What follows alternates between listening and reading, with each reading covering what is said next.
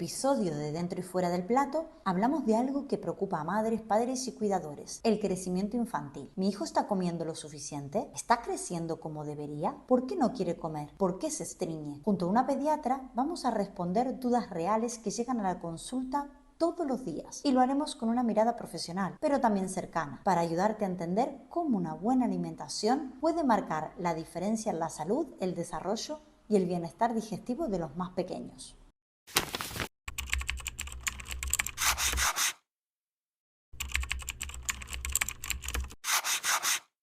Hola, bienvenidos al quinto episodio de Dentro y Fuera del Plato. Hoy tenemos la gran suerte de contar con la presencia de Elena Felipe Almira. Es médica pediatra y tiene una dilatada experiencia en pediatría hospitalaria como también en atención primaria, y además tiene su propia consulta de pediatría en la clínica Imagine. Muchísimas gracias, Elena, por estar aquí. Gracias a ti, Marianela. Sabemos de que tienes una gran pasión por la nutrición en pediatría, como también en gastroenterología. Entonces, por ello, vamos a abordar temas como es el crecimiento, la alimentación y el estreñimiento infantil. Bueno, Elena, si te parece, empezamos con algo que es una duda que siempre tenemos los padres, que es ¿cómo sabemos si nuestro hijo está creciendo correctamente?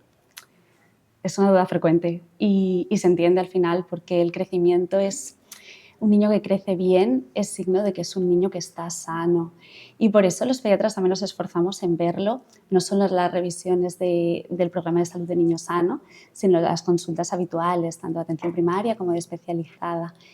Entonces, bueno, tenemos diferentes herramientas para ver si ese crecimiento está siendo como debe ser. Pero bueno, así como la primordial o la que hacemos de entrada es una somatometría básica. El peso, la talla, si es un niño pequeñito, menos de 2 años, también el perímetro cefálico, y trasladamos esas mediciones a unas herramientas que tenemos, que además son muy conocidas, que son los percentiles. Y ahí vemos un poco cómo está evolucionando ese niño, si lo está haciendo de la manera que debe hacerlo o si hay algo que nos llama la atención. Por supuesto, después nos podemos meter, si el caso lo requiere, pues en pliegues, circunferencias, esto también te sonará a ti, y hay muchos otros índices, pero digamos que nuestra herramienta estrella, yo diría que son los percentiles. Los percentiles. Y exactamente, ¿cómo le podemos explicar a la gente que nos está escuchando qué son los percentiles? A mí me parece importante explicarlo, porque a todo el mundo le sonará, pero después te detienes un poco a hablar con los padres y no siempre se interpretan de la manera que se debería hacer, y da pie a unas preocupaciones que en la mayoría de casos son innecesarias. Entonces, detenernos un poco en decir qué es y cómo se interpretan, a mí me parece como el básico. Un básico, el ¿no? básico, que tenemos que saber, sí, todos los padres. Eso es. Pues mira, los percentiles nos deberíamos de meter como en el mundo de la estadística, pero lo vamos a hacer como mucho más sencillo, ¿vale? Es como una medida estadística que al final te engloba a los niños de la misma edad y mismo sexo en un grupo y te dice qué posición ocupa tu niño. O sea, por ejemplo, si tiene un percentil 60 de peso, quiere decir que el 40% de niños que tienen misma edad y sexo pesan más que tu hijo, y el 60% de los niños pesan menos. Pero la normalidad está entre el percentil 3 y el percentil 97. Y lo más importante es saber que no es una medida estática o que nos pueda interpretar si el crecimiento está siendo normal en un punto concreto, sino que es una herramienta dinámica. Que tú, para saber si un niño está bien en el percentil en el que está, o en el peso en el que está, o en la talla en la que está, tienes que saber de dónde viene, o sea, cómo ha estado evolucionando. ¿Sigue en su percentil? Claro. Si es así, entonces sí, estará bien. Y si hay algo que llama la atención, entonces nos llamará la atención, sí, y tendremos que estudiarlo un poco más. Un niño que de pronto esté de normal en un percentil 70 y de pronto pase a un percentil 3. Efectivamente. Pero un niño que siempre ha estado en el percentil 3 es su percentil. Claro, y es un niño pequeño, pero sano. Ajá. Esto es que hay ejemplos un poquito más visuales, pero bueno, así por meternos en personajes un poco conocidos, pues, por ejemplo, Pau Gasol, ¿no? Yo no tengo ni idea de cuánto tallaba cuando era pequeño, pero lo más seguro es que en sus revisiones del pediatra fuese un percentil, más de un percentil 90-95. Y no es más sano que el que es un percentil 50 de talla, simplemente es más alto. Claro. claro. O sea que... Y en el caso, por ejemplo, de Messi, ¿Que tirando a lo bajito? sí. Pues seguramente estaría por debajo, en percentiles bajos. Tendríamos que ver un poco hasta qué punto se sale del percentil, ¿no? No tengo yo conocimientos de su caso concreto, ¿eh? Pero bueno, un poco igual. Si estamos en percentiles un poco más extremos, tirando a percentiles bajitos, es verdad que solemos hacer seguimientos un poco más estrechos, pero no por ello tiene que ser significado de patología, digamos.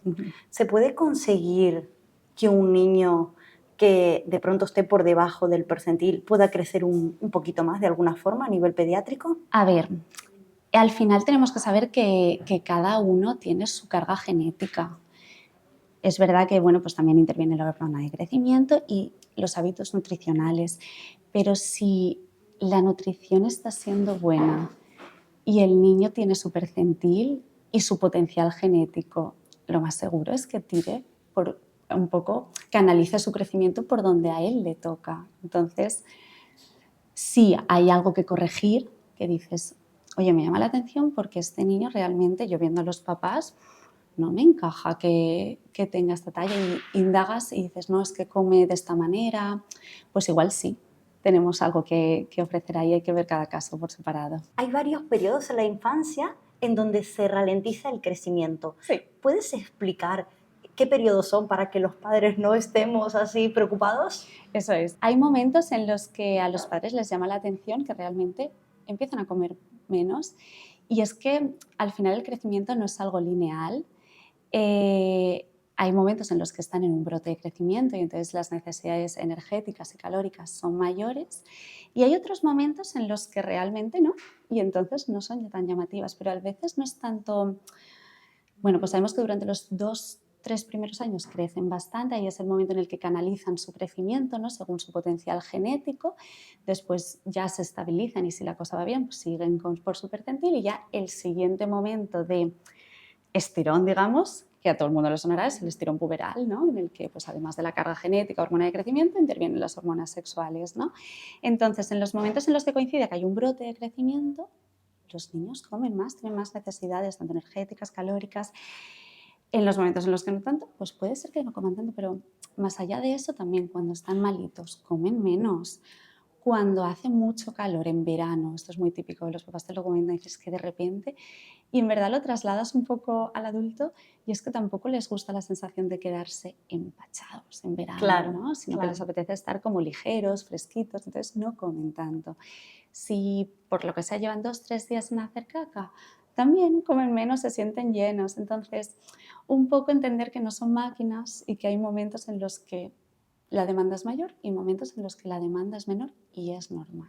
O sea que si a partir de los 2 años vemos que nuestro pequeño come menos, tranquilidad dentro, ¿no? Dentro De que veas de al niño, ¿no? eso es, lo Imagino de veas que, bien, claro, claro, exactamente. de que no veas Y ningún signo de de alarma, alarma, eso. pero que es normal que se reduzca el apetito Sí, hacia los 2 años sí, porque se ralentiza el crecimiento. a Eso es un momentos, mensaje que sí. podemos lanzar, Decir, ¿verdad, Elena? sí, nada es tan matemático. Hay veces que eres el niño un poquito antes, un poquito después, pero sí. Aunque la sensación sea que está comiendo menos, puede ser normal, pero no tiene por qué ser que está comiendo poco, y centrémonos en vez en la cantidad, en la calidad, o sea, en lo nutritivo de lo que les ofrecemos, sí, y no intentar pues cubrir un poco la falta de apetito con alimentos vacíos, porque ahí ya sí que entramos en una rueda que no nos interesa para nada. Porque al final son alimentos que sí que te van a proporcionar energía, pero no nutrientes de calidad.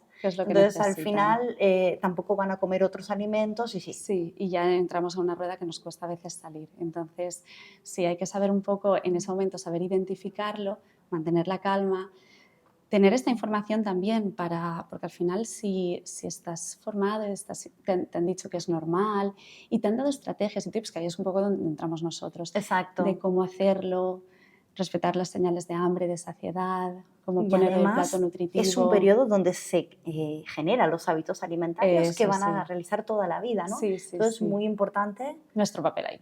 ¿Cuándo hay que preocuparnos porque el niño coma poco? O sea, ¿cuáles son las señales de alarma de cuando mi hijo no tiene tanto apetito? Yo aquí sí que suelo decir que si a ti como padre te está llamando la atención, al margen que voy a contestar a la pregunta, consultes. O sea, que te apoyes un poco porque, bueno, pues es verdad que los conocen, ¿eh? Entonces, aunque después nosotros no nos llame la atención o digamos, oye, pues no veo ningún signo de alarma, está bien también y lo necesitan ese apoyo. Es una tranquilidad. Es una tranquilidad el tenerlo. Entonces, que el consultar, que para eso estamos aquí, estamos formados y es nuestro trabajo. Entonces, un poco que nos den esa oportunidad de acompañarlos en el proceso.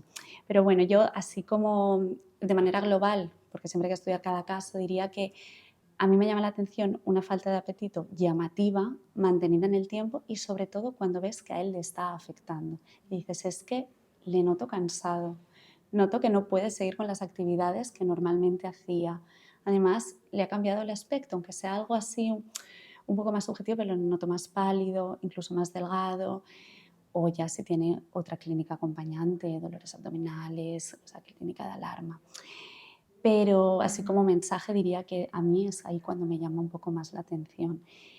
Pero igualmente, si a ellos hay algo que les chirría y les preocupa, que consulten, sí. Yo siempre digo, desde que soy madre, que el pediatra y el profesor son los pilares de mi vida, ¿eh? Sí, sí. Porque es verdad, al Sí, final y son las además personas que cuidan bueno, educan y protegen a tu hijo, ¿no? eso es, junto contigo. Entonces, que como que hagamos equipo, que confíen en nosotros. ¿Debemos los padres medir la altura y el peso a nuestros hijos en nuestra casa o simplemente con las consultas que se incluyen en atención primaria ya son suficientes? Yo diría que no está mal llevar un control, pero nunca de una manera obsesiva.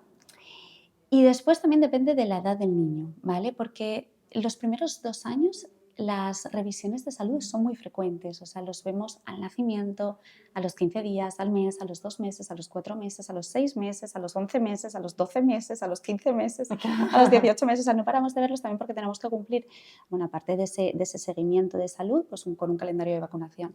Entonces, ahí, a no ser que se le indique lo contrario, yo me relajaría, tendría un papel un poco más pasivo, ya con maternal y paternal, que no es poco, me relajaría un poco. Después es verdad que a partir de los 18 meses o así, ya sí que se van separando las revisiones, ya las sientes a los 3, a los 6, entonces ahí llevar un mínimo control, pues me parece que tampoco está de más. ¿Una vez al mes, por ejemplo? Claro, cada 2 meses, sin nada tan reglado ni tan no desde la preocupación, sino un poco, exacto, un poco como desde el control básico. Bueno, se sabe que a partir de los 2 años los padres empiezan a ser mucho más laxos en la alimentación, como que los primeros 2 años es no puede comer dulce, no puede comer azúcar, sal, vale. Y luego de pronto es como que nos relajamos y dejamos que los niños coman un poquito de todo. Entonces, realmente, ¿qué consecuencias a nivel físicas y de salud tiene un niño que frecuentemente coma dulces?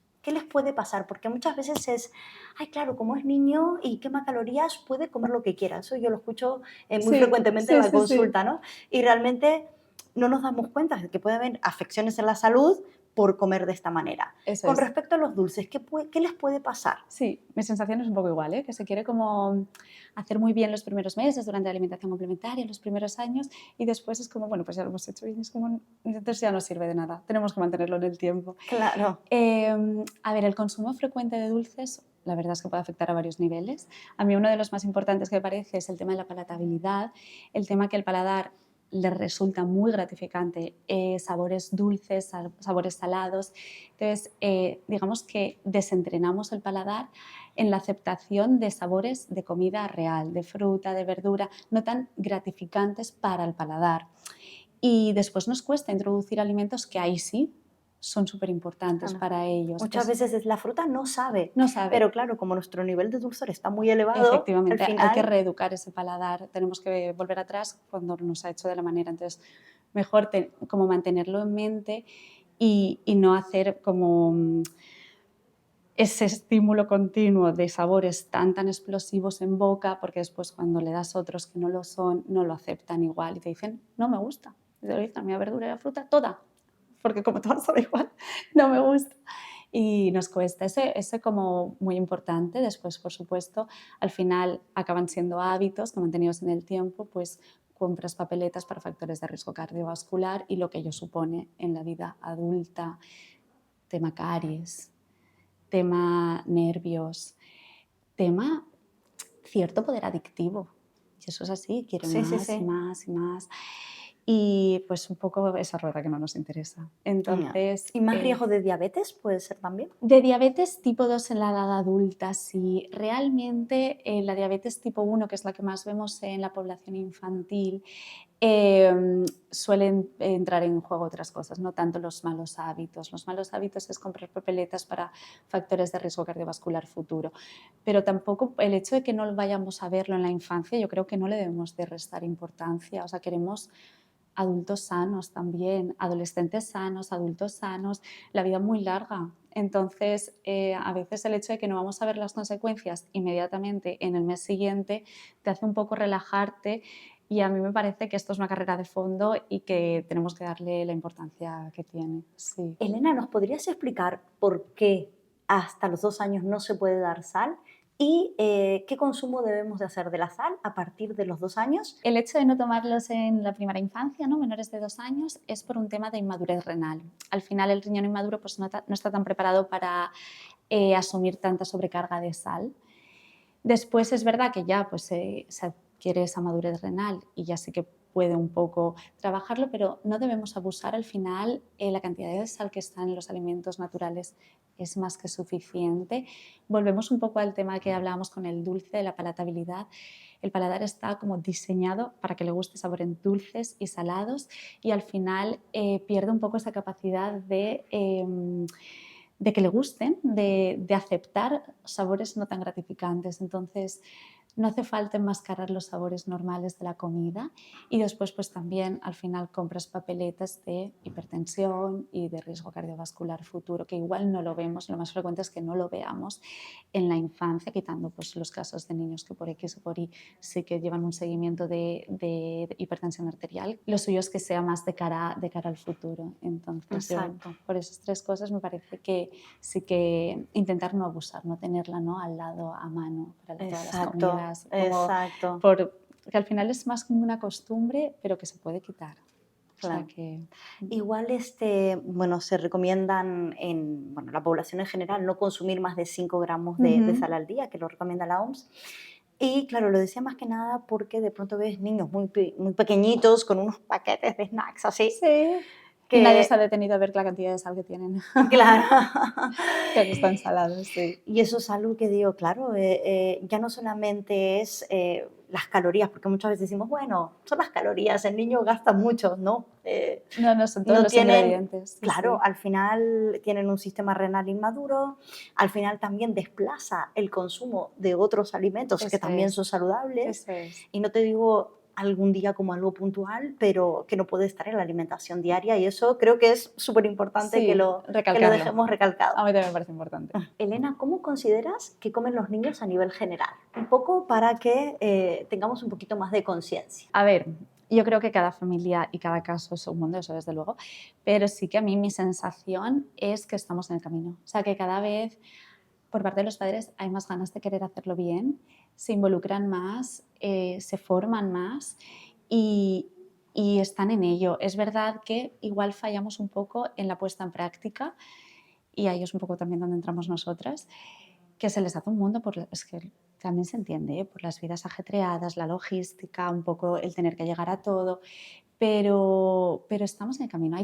aún tenemos por delante Tenéis una trabajo. visión positiva, o sea que eso Sí, yo tengo una visión positiva. es algo Yo diría importante. que sí, que estamos en el camino y que hay que ir haciendo pues, ese trabajo de base y esa divulgación, esa formación, esa concienciación, que también no solo desde el pediatría, sino de verdad desde asociaciones a nivel nacional, se hacen campañas y va calando, la semillita va calando, los anuncios ya no son iguales que eran cuando yo era pequeña, o sea que sí que se va viendo un poco ese querer ir a mejor, pero bueno, aún nos queda camino. ¿Cuál es tu sensación como madre nutricionista? ¿Cómo crees que los niños en general comen a día de hoy? Realmente tengo tu misma visión. Creo que los padres, por lo menos los que me rodean a mí, cada vez están más implicados. En todos los cumpleaños infantiles que voy de mi hija tiene 5 años, ya han quitado los regalos de chuches, dan algún detallecito que no tenga nada que ver con comida insana, siempre ponen frutas en bandejitas en la mesa. Opciones saludables. Y es algo de que yo me he quedado sorprendida porque no sabía que me iba a encontrar con eso. La verdad que no sé si se suele dar a nivel general,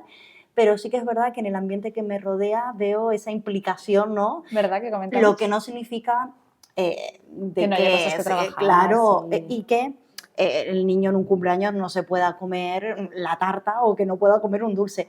Pero Eso la idea es de empezar ya a cortar con, pues mira, es todo comida insana y luego tienes una tarta y luego tienes además una bolsa de chuches. Sí. Que eso es demasiado azúcar, demasiada comida insana y demasiado dulce. Claro. Y eso sí que veo que se está cambiando y estoy súper contenta. Sí, esa es mi sensación también. Yo sí que como mensaje suelo decir que por favor intentemos que en casa no entre en la lista de la compra, en la cesta rutinaria semanal, no entren cosas insanas, o sea, que más del 90% sean alimentos naturales, o sea, fruta, verdura, carne, pescado, huevo, legumbres, buenos procesados, su queso, su lata, sus conservas, eso también, pero no quita eso, que hay algún cumpleaños, una salida de fin de semana, que dices, pues bueno, como día excepcional, como día extraordinario, si quiere y muestra esa voluntad, oye, estás en una cafetería, me apetece esa napolitana, pues te apetece, nosotros es verdad que no tenemos en casa, venga, sí, pídetela y la compartimos. Y eso también está bien, no desde el premio, no desde el que sí, que te has portado muy bien, te la puedes tomar, porque si no, el resto de días de la semana que está pasando con ese niño también se está portando bien, pobre. Entonces, no desde el premio, desde la naturalidad. No lo tenemos en casa, hoy es un día especial, estamos aquí en una cafetería y te apetece, lo compartimos. Exacto, exacto, porque al final es que hay un montón de oportunidades que tenemos para no comer bien, ¿no? Eso es. Cumpleaños, salidas, etcétera, etcétera.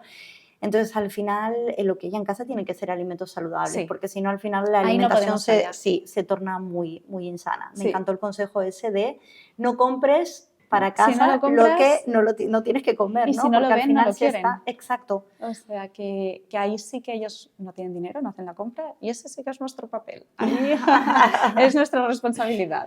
Elena, ¿por qué no hay que obligar a comer a los niños? Bueno, yo diría que para empezar porque no asocien o no hagan la asociación del acto de comer con la riña, el castigo, la pelea, sino tenemos que abogar un poco por una alimentación perceptiva, ¿no? que respete sus señales de hambre y de saciedad. Si no, al final cambian de dinámica y entonces cada comida va a ser una pelea y tenemos que huir un poco de eso. Yo diría que ese es el principal motivo. No sé si tú piensas en otra cosa, así como... Sí, eso es uno de los motivos súper importantes, ¿no? De que haya un ambiente saludable, vamos a decir, a la hora de la comida. Y también porque creo que los niños suelen responder muy bien a las señales de hambre y saciedad. Sí. Entonces, al final, si los estamos obligando a comer, es que estamos acostumbrándolo a comer por encima de sus señales de saciedad y al final, sin quererlo, podemos llegar a un sobrepeso, ¿no? De Claro. provocarle un sobrepeso al niño. Entonces, creo que si no hay señales de alarma, que bien los has explicado antes, no es necesario porque puede haber un día que no tenga tanto apetito y coma menos y vaya un día y que diga, hoy quiero comer 2 platos de comida. Incluso temporadas. Sí. Exacto, que fue lo que lo explicaste muy bien, que también puede ser por temporadas, que inclusive el calor, picos de crecimiento. Entonces, respetarlos es súper importante. Y lo que pasa que vuelvo a resaltar que es, lo que se ofrece tienen que ser alimentos saludables, que he visto que has traído el plato de... Sí, lo he traído porque me parece muy visual, ¿no? Y porque, pues bueno, es una de las campañas que ya lleva unos años y yo creo que es como un esfuerzo que se está haciendo en hacerlo más fácil para los padres y llevarlo a la práctica. Y bueno, y además involucres a los niños, que me parece que es como también importante, dado que no deja de ser su alimentación. Y bueno, pues el Nutriplato así a grandes rasgos, porque mucha gente ya lo conocerá de sobra, pero sí que nos dice que al final aproximadamente la mitad del plato tiene que ser alimentos ricos en fibra, ¿no? Frutas, verduras, un cuarto alimentos en proteína, ricos en proteína, y el otro cuarto carbohidratos. Bueno, carbohidratos pueden ser integrales, no harinas refinadas, todo esto es verdad que se tiene que matizar. Entonces, un poco hilando con el tema de que lo importante al final es centrarnos en que en la calidad, en lo nutritivo, sí que puede ser que ellos dejen de comer y coman menos, pero que tengan la oportunidad de comer de diferentes grupos de alimentos, presentárselo también de una manera divertida, mezclar alimentos que les gustan con alimentos que no les gusta, involucrarlos en la compra, en la preparación y un poco de esta manera también pues nos los vamos ganando y dentro de que lo estamos haciendo de una manera muy respetuosa nos estamos asegurando esa calidad que buscábamos, ¿no? Entonces, sí. Sí, la verdad que el Nutriplato es muy Es muy visual. Y yo siempre digo que no es necesario poner los alimentos separados, No, que se pueden estar mezclados. Por ejemplo, unos espaguetis con verduras y unos trocitos de pollo pueden estar. Sí, algunos guisos, comidas de toda la vida. Al final el guiso pues, que te lleva la patata, te lleva la verdura, te lleva la carne o el pescado, según de lo que sea. Ensaladas, ¿no? Que la base es verdura, pero le puedes poner tanto pescado como de atún o pollo. Y después además pues, le puedes poner el maíz y puedes un poco... o el arroz y hacer una ensalada más de pasta o de pasta integral, ¿no? Tenemos como infinidad de opciones. Luego añadimos grasas saludables con el aceite de oliva virgen y la fruta de postre. La fruta de postre ideal y no hay que olvidar que la bebida principal es el agua, porque si a esto lo acompañamos con algún refresco... No, principal y yo me atrevería a decir que casi única. Sí, ahí también estamos haciendo como mucha campaña de un poco huir de zumos, ¿vale? Claro, esto no lo hemos mencionado. porque muchas veces los zumos se consideran alimentos saludables por tener frutas y porque sí, o ponen 0 azúcares añadidos. Sí. Incluso los naturales. O sea, en verdad se ha visto que se libera el azúcar y debemos un poco huir de ellos. Entonces, el agua es la bebida estrella y después la leche de ciertos momentos de su desayuno o su merienda o antes de dormir, pues ya depende de cada niño. No sé si estás de acuerdo conmigo con Totalmente esto. De acuerdo contigo. O sea... Elena, una pregunta. ¿Qué tipo de leche le tenemos que dar a, bueno, hablando de un niño saludable, ¿no? Sí. Leche desnatada, leche semi, leche entera. ¿Cuál es tu opinión? Bueno, pasando un poco el momento de lactantes, porque de los 0 al año tienen que tomar o lactancia materna o fórmulas infantiles, o sea, a partir del año. Sí. A partir del año es cuando pueden empezar a comer leche y nosotros recomendamos leche entera, de vaca entera. Es verdad que yo entiendo que hay casos y casos, que esto los verás tú en consulta, en los que modificarás esta recomendación, pero la recomendación general de pediatría es leche de vaca entera. ¿Hasta qué edad? ¿Hasta qué edad entera? No solemos, ahí ya depende de cómo esté evolucionando a nivel de salud, de antropometría y de índices. Es verdad que en algún momento, si vemos que estamos ya en sobrepesos, obesidades, pues esa recomendación la cambiamos. Pero no por un tema de edad realmente, sino más de situación. Elena, otra cosa que te quería preguntar, porque creo que es una consulta muy habitual en pediatría y además yo lo escucho mucho como madre, es el tema del estreñimiento. Sí. ¿Puede ser que lo veas mucho? Es un tema estrella, sí. Y además es un tema que preocupa mucho y que sufren mucho padres y niños. Entonces, me parece como importante tratarlo aquí y darle un poco de visibilidad y ahí sí ayudamos a unas familias, pues eso que hemos aportado, ¿no? ¿Te parece que lo definamos? Sí. Para un poco, porque muchas veces es, no he ido hoy, mi hijo hoy no ha ido y entonces va estreñido, ¿no? Sí. Entonces es muy importante saber cuándo realmente se va estreñido. Exacto. Sí. Pues bueno, aunque todo el mundo más o menos sepa lo que es, realmente hay una definición que engloba frecuencia de deposiciones, que suelen ser deposiciones infrecuentes, 2 o menos a la semana.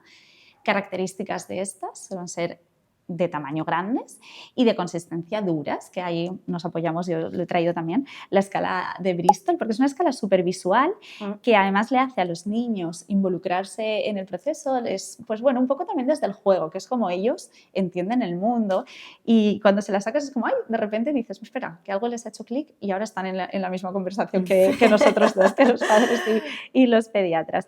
Y nos ayuda además de identificar cuáles son las características de sus deposiciones a día de hoy o a día de la consulta, como para ver la evolución. Entonces, bueno, normalmente los estreñimientos pues vemos Bristols tipo 1, tipo 2, tipo 3, o sea, deposiciones duras, de consistencia duras, tipo caprinas, tipo grandes y duras. Y después también la definición engloba Manifestaciones relacionadas con el acto de la deposición, que es dolor, malestar, posturas de retención, o sea, niños que realmente evitan el acto de defecar porque lo asocian a un acto doloroso. Entonces los ves inquietos, haciendo como bailecitos, que digo yo que los papás identifican que quieren hacer caca, pero que están evitando por todas sus fuerzas hacer. Y ahí, de hecho, ahora lo hablamos más adelante, pero tenemos que enseguida intentar romper esa asociación, y es clave en el tratamiento. Porque si no, al final el estímulo defecatorio se pasa y entonces retenemos y después nos cuesta mucho más. Entonces, bueno, yo diría que la definición así, sin meternos así en terminología un poco compleja, la dejaría ahí. ¿Puede ser que haya padres que no lleguen a identificar cuando el niño tenga ganas de ir al servicio? Y entonces, no sé, se le tenga que hacer una rutina. ¿Cómo Sí. tenemos que gestionar? Sí, a ver, si desde luego identificas que tiene ganas y no quiere ir porque está jugando, está entretenido, ahí hay que explicarles que hay que dejar el juego, que el juego sigue ahí cuando acabe o cuando vuelva del aseo, y hay que animarles a ir en ese momento porque es cuando ellos están sintiendo las ganas. Pero al margen de eso, sí que hay que esforzarse un poco en coger la rutina defecatoria. Entonces, hay que sentarlos a intentar hacer caca, aunque no lo consigan, sobre todo después de las comidas, porque es cuando el reflejo gastrocólico está como más activo. Entonces se sientan 10 minutos intentándolo, si lo consiguen, bien. Que no, van haciendo ese hábito. Hasta 10 minutos, ¿verdad? Sí, porque claro, ponerlos mucho tiempo tampoco. No dormirse en las... Claro, hay algunos que se ponen ahí con libros, digo, no es un sofá. Claro. Hay que sentarse concentrados. Si no se consigue, pues paramos. Igual que después hay muchos tips. El hecho de comprarles un taburete. A mí eso me parece básico y muchos papás no caen. Y es importante decirlo porque es muy sencillo de hacer y al final no se quedan con las piernas colgando. Claro, tienen esa superficie de apoyo, incluso si el taburete es un poquito más alto, que las rodillas suben un poco más del ángulo recto, incluso mejor, y les ayuda un poco en ese esfuerzo. Bueno, ahora nos meteremos a nivel nutricional todo lo que se puede hacer, pero sí, la rutina es muy importante. Las rutinas en general les vienen muy bien a los niños, coger ese hábito. Muy bien. Sí, tema de alimentación, pues una dieta rica en líquidos, eso como hablamos primordial. Antes. Además, si le preguntas y te dicen, ay, es que es verdad, es que vuelven con la botella llena del cole. Y dices, es muy frecuente. Al final, niños que no beben agua, la caca sale seca. Es así de sencillo. Exacto, entonces, el tema de hidratación es súper importante. El movimiento, ¿no? El movimiento, el mantenerse activos. Si son niños pequeños, al final esforzarnos en que pasen mucho tiempo al aire libre, parques, intentar los trayectos que se puedan hacer andando, paseos, en contacto con la naturaleza. Si ya los niños pues son más mayores, que les puedes apuntar a extraescolares, actividades deportivas, pues es que también por fomentar el juego, o sea, es que los beneficios son múltiples. En el tema del estreñimiento también. Eso es. Y luego, obviamente, una dieta rica en fruta y verdura, una dieta rica en fibra. Importante, tema cremas, porque muchas veces, sí, mi hijo come cremas todas las noches. Al final, si nosotros trituramos la verdura, no tiene ese efecto laxante cuando comemos los trozos de verdura. No digo no comer cremas, que sí que se pueden tomar, pero mejor una sopa de verduras que ya le estamos ofreciendo los trocitos más enteros de verdura y verduras enteras, inclusive verduras a la plancha, verduras hervidas, etcétera, que hagan ese efecto laxante, ¿verdad? Yo tenía un adjunto que decía frutas y verduras de todos los colorines. Exacto. Y me parecía un buen resumen. Sí, a ver, desde luego, a mí no me gusta limitar ninguna, porque esto de no, pero sí que darle más protagonismo a kiwis, ciruelas. Si lo admiten con piel, que algunas pues mejor porque tienen al final más fibra, pues siempre hay un poquito de ahí esos tips. Y después cereales integrales, semillas, ¿no? Legumbres. Pasta integral. Pasta integral, exactamente. Pan integral. Sí, lo integral tiene que ser integral, ya como yo diría que obligatorio realmente, huir un poco de esas harinas refinadas.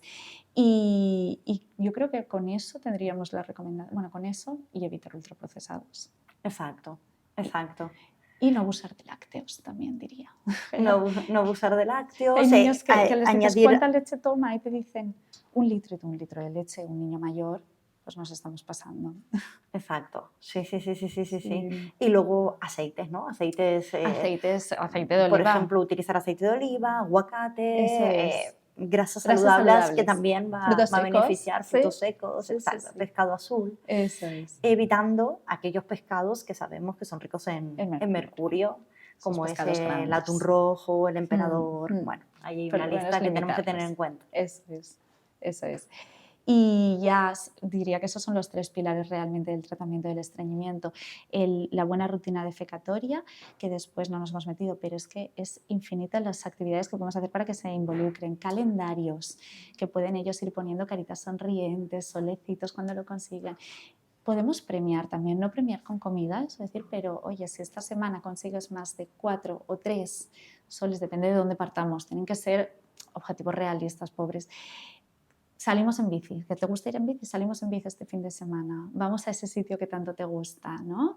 Y así pues ellos también ven que su Me encantó esfuerzo... la idea de los calendarios. Sí, sí, sí, lo ven además ahí en la nevera, lo rellenáis juntos, gomets, pegatinas, bueno, pues cada uno con lo que le gusta un poco más.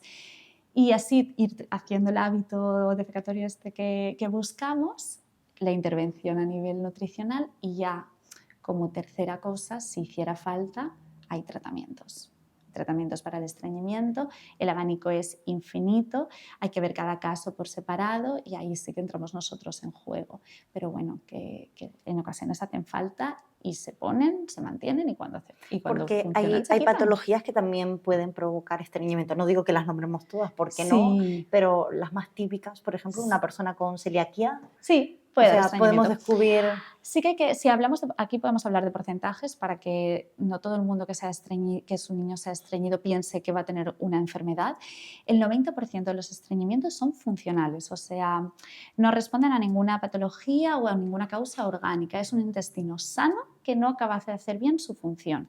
Pero sí que hay un 10% de estreñimientos que sí que son orgánicos, o sea, tienen una patología detrás y hay que identificarlos, que al final ahí es cuando nosotros valoramos si hay signos de alarma que sugieran que puede haber una patología detrás.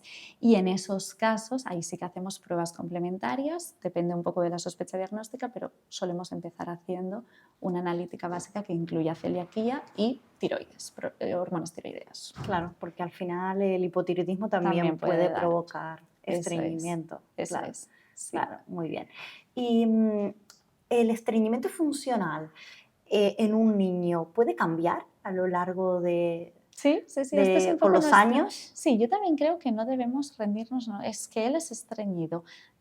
Por todas estas intervenciones que estamos comentando, el hábito, las modificaciones dietéticas, de verdad dan lugar, que a veces tenemos que tener un poco de fe porque vemos que si se hacen las cosas bien, vemos mejoría. Después es verdad que suelen ser niños que pues tienden y hay a temporadas van un poco peor, necesitan una intervención un poco más llamativa, pero conseguimos temporadas largas de hábitos deposicionales normales o por lo menos que no les causen de verdad incapacidad en su día a día, dolor, sufrimiento, que es un poco de lo que oímos. Vale. Sí.